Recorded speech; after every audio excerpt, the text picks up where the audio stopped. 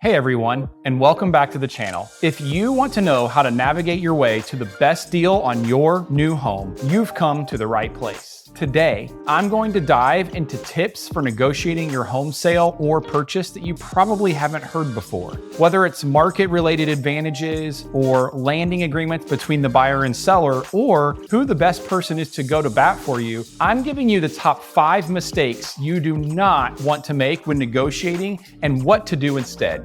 Let's get to it.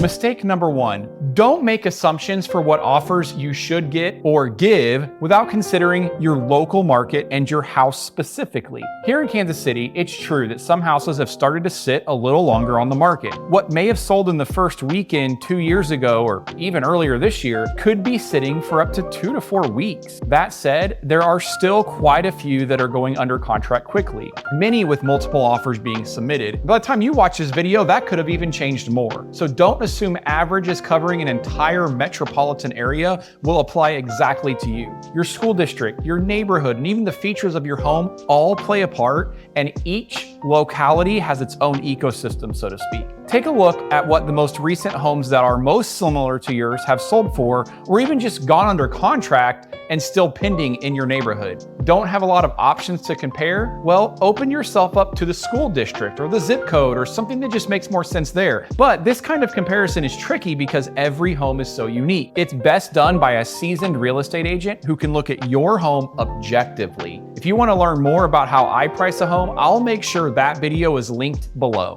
Mistake number 2, negotiating from the wrong position. Hear me out. Let's say you did your homework and you know houses like the one you're interested in are selling a little more slowly, and you have a good idea of the average price people have been paying for that layout and location in the last few months.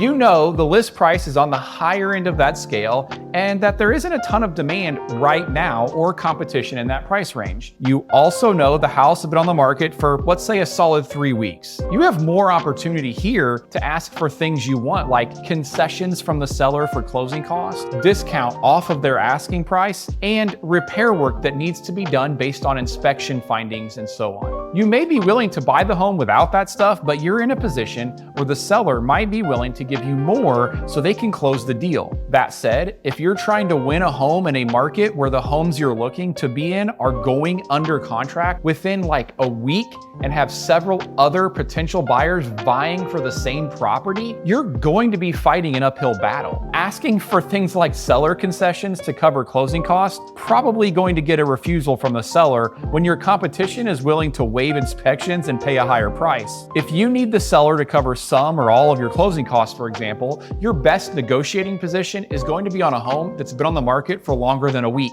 and with less competition. Now, if your heart is set on a high demand home, that's fine. You just need to be ready to put all your cards on the table. The third mistake I see people make is trying to negotiate without skilled representation. Here's the thing. The vast majority of licensed agents don't have a law degree. While we won't overstep and give legal advice, what we do have is knowledge and understanding of the real estate contract in our area, and every area has a totally different contract. The experience we have in negotiating hundreds of contracts allows us to know when to lean in and ask for more and when to pull back and do what's needed to get the deal done for you. A seasoned real estate agent is also very familiar with the language in these contracts, and we have the expertise to explain what the terms and conditions laid out in them are to you. We also keep a constant pulse on local markets to gauge your competition and advise you on what we see on comparable properties so that you don't overplay your hand and undersell yourself. We've also learned tips and tricks to help offset costs, like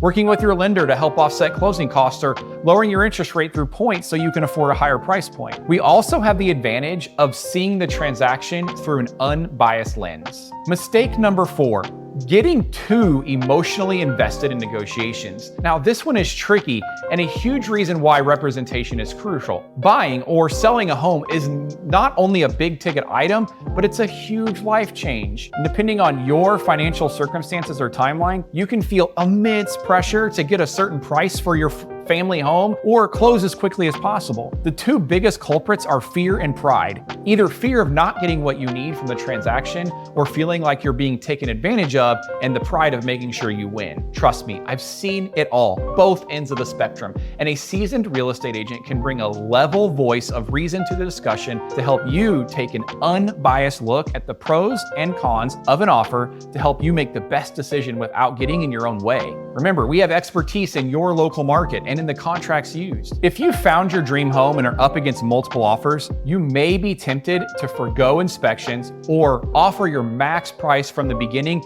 to make sure your offer is chosen. But as agents, we know the questions to ask to find out what in an offer is most important to the seller. Maybe what you really need is a flexible closing date, or would be better off using an escalation clause so you can beat your competition at a smaller margin. High emotions can make prospective buyers and sellers either too quick or too slow to make a decision. An experienced agent knows how to offer perspective while keeping their client's best interest at the center. Finally, mistake number 5, don't try to pull one over on the other party. Remember how I said pride can color your decisions in high intensity negotiations? When it comes to something you're emotionally tied to, like the home you put your sweat equity into for years and raised your family in, or what is potentially your new dream home, it can be very tempting to let your competitive side take over. Oftentimes, clients enter into negotiations with a set of expectations for what they think is fair for a home that doesn't match perfectly with the other side. This is the norm. It's why my job exists as a realtor. But in negotiations, you have to remember that another full person is on the other side with their own set of expectations and needs. Successful negotiations are win-win. If either the buyer or the seller feels like they're being taken advantage of, they are going to push back, which makes for a rocky process that will not make it to closing. Ask yourself,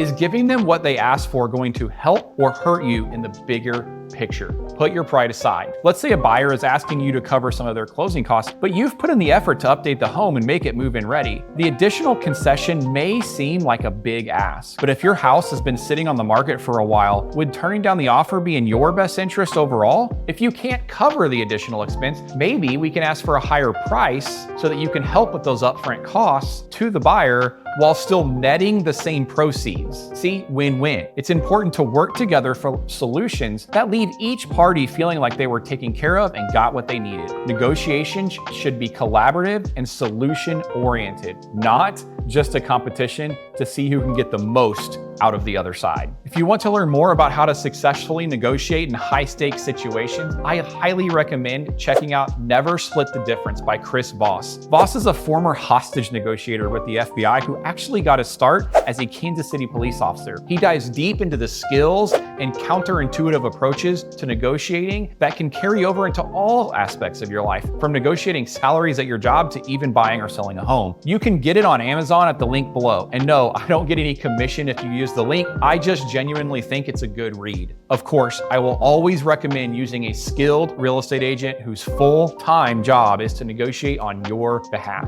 If you want to know what sets Nelson Home Group apart, check out our free buyer's guide linked in the description below. We want to be your Kansas City real estate experts. Reach out to me by call or text at the number on the screen, or schedule an online appointment from the description below. If you or anyone you know is thinking of buying or selling, see you in the next video.